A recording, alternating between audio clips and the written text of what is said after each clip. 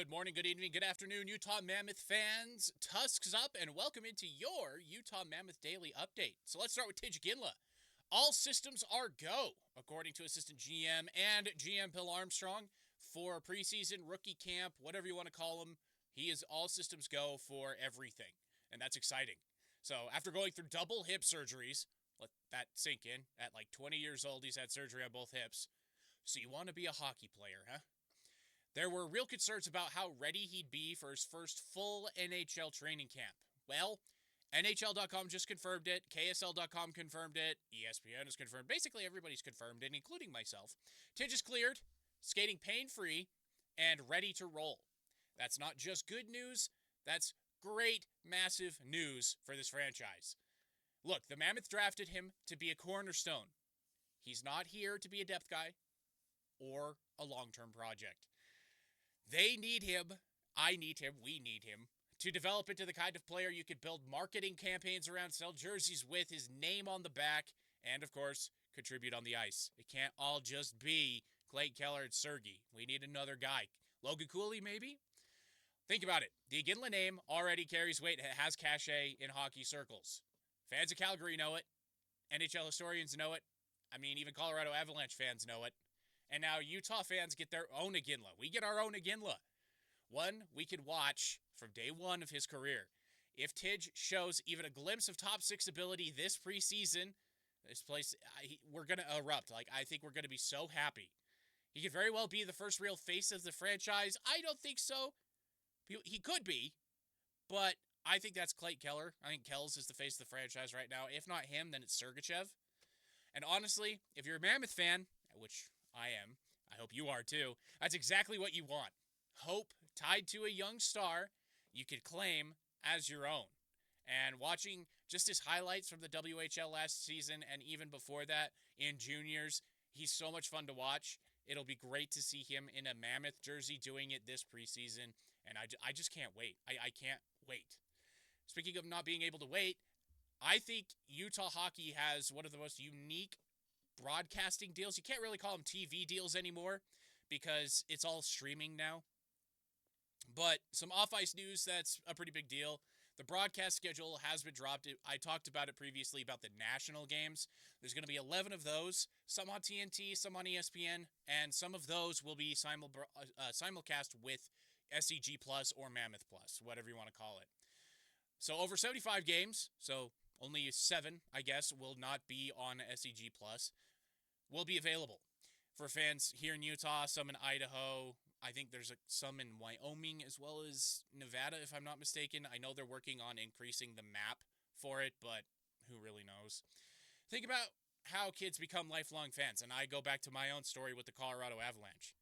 I saw the games. They were on TV. They weren't just on ESPN. They were broadcast locally, too. I heard the announcers, and I fell in love with the players. Peter Forsberg is my favorite all-time hockey player. Peter Forsberg, Joe Sakic, Ray Bourque, Patrick Waugh, those were my guys. Adam Foote, Milan Hajduk, all those guys were my guys. It is because I saw them all the time. It doesn't happen if games are buried behind paywalls, which they kind of are, or blackouts, which ESPN is just a blackout zone, let's face it.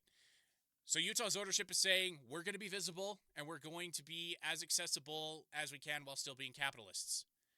Let's be real, this isn't just for diehards. Casual fans will be able to see this stuff too. There are free plans available that you can see a couple of games, and you can just catch that stuff where you can. It's also on Utah 14, so if you have that basic cable package, you could flip through and find it yourself. So people who don't know much about hockey, they see the excitement, they see the Delta Center rocking for this team. If they're on TV, you see that stuff, you pull those casuals in. So that's exactly what Vegas did, and it's what the Kraken are doing up in Seattle, and it's working. This is about building a culture, and it starts with making sure everyone can catch a game. So if you're in Utah and you want to see what this team looks like out of the gate, you've got some excuses, but not very many left to catch a game. They're going to be on, and they're going to be ready for you to be able to watch. And for me personally, SEG Plus gets you Utah Jazz coverage as well as the Utah Mammoth, but you have to pay more. With how bad the Jazz are, I think they should just roll that into the Mammoth package and just be like, all right, it's Mammoth Plus, and you can catch a few Jazz games too. Let's be real. But anyway, let's move it right along into early season projections. So ESPN and some of the other big places like TSN, they have not released their preseason rankings for who's going to finish where, but the hockey news has.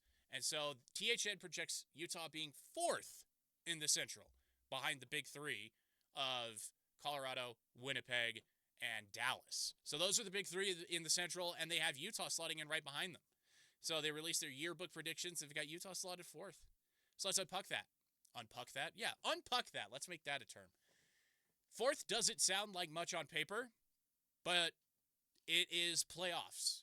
With the Central Division having the most teams in the Western Conference in the playoffs, that's a playoff slot.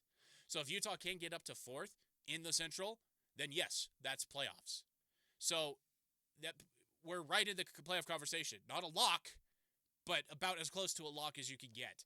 And honestly, that's a reflection of the front office's offseason moves since they got the new ownership.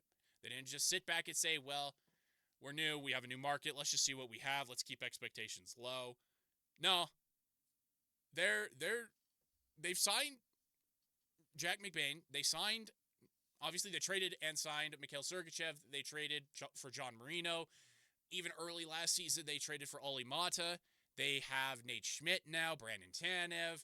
They traded for JJ Peterka. Like, they're going for it, but they're going for it in a measured fashion. They're not blowing up the pipeline and all of their youth and traded their draft picks for just one person. They've done it in a measured fashion, and I think it's been really impressive to watch. Now, hopefully, that stuff actually pays off in the end, that the scouting and the coaching can all mold this team into what it needs to be. And it's not like it stops at this offseason. There's still Caleb Desnoyers, Cole Bedoin. There's still guys in the pipeline who, if they don't make it this year, will definitely make it next year. So guys like Daniil Boot, who might not be able to make it, Dmitry Simashev for whatever reason. There's stuff still in the pipeline. So there's stuff for us to be excited for. So what does this all mean? It means the honeymoon period is almost over. Last year was about establishing roots. It was like, what is hockey going to look like in Utah? I think we solved a lot of that. And this year, expectations are here. The national media sees this roster. It says, yeah, they can hang. Clayton Keller, even publicly, has said it's playoffs or bust this year. If we don't make the playoffs, it's a massive disappointment, and the year is a failure. So that's a big leap for a young core, a young franchise, and it puts the pressure on the players and coaches to deliver. 4th in the Central isn't about moral victories. It's about chasing the wild card spots and maybe shocking some people come April, because as we all know, once the Stanley Cup playoffs start, who knows what's going to happen? It's whoever has the hottest goalie and whoever's 4th line can score the most points. So that's what we have to look forward to there. And speaking of April, defensemen, will they stay healthy?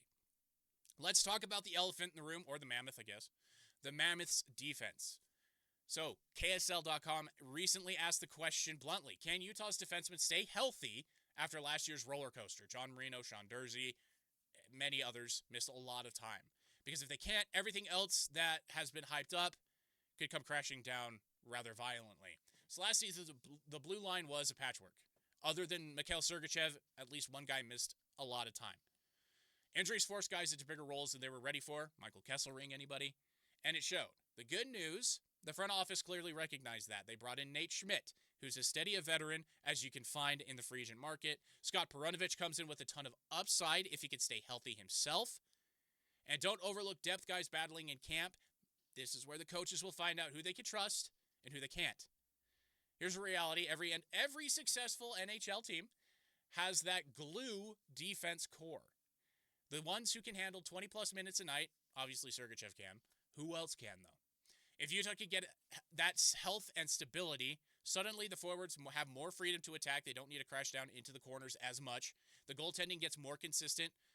Veggie, Vanacek, Ingram, whoever's back there, Stauber, they don't feel like they have to be Martin Brodeur or Dominik Hasek every night. And the whole team starts to click a little bit better. But if injuries creep in again, you're asking young players to carry a little too much weight too soon. We know that Dmitry Simashev can do it in Russia, but can he do it in the North American game? Those are vastly different games. So that's dangerous.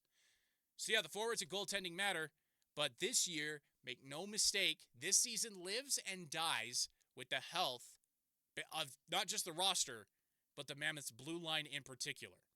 So there you have it. From Tidge Ginla's green light to broadcast access for fans, national projections, and the defense's health, the Mammoth have no shortage of storylines heading into camp. So buckle up. This season is already shaping up to be something special, I think, and I hope as well. So tusk up, and I will see you all tomorrow.